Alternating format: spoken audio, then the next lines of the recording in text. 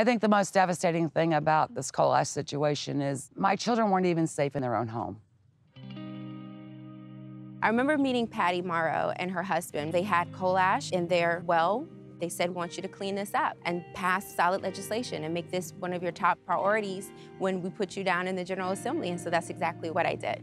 The coal ash ponds are located right by our drinking wells behind our home. It's been leaking for decades. The coal ash was placed in these ponds that held water along with the arsenic, lead, mercury.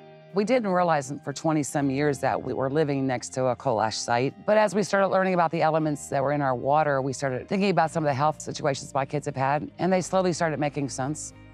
Lead, arsenic, mercury, they have impacts on your brain and your neurological system, so that's why it's important to clean it up. But do it in a way that this will not end up on playgrounds or in people's drinking water. I remember her saying to me, "What is the one thing you want to see come out of this?" It was kind of too late for my family, but I wanted to make sure this wouldn't happen to anybody else. I am a woman of my word, and so if I make a promise, I fight like hell to keep that promise. My husband and I have gone to Richmond and watched Jennifer as she sponsored legislation to help get this coal ash cleaned up and get it recycled.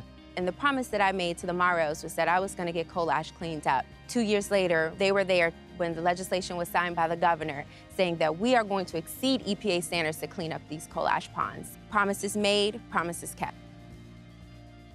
Jennifer Carroll Foy and One Vote at a Time sponsored this ad.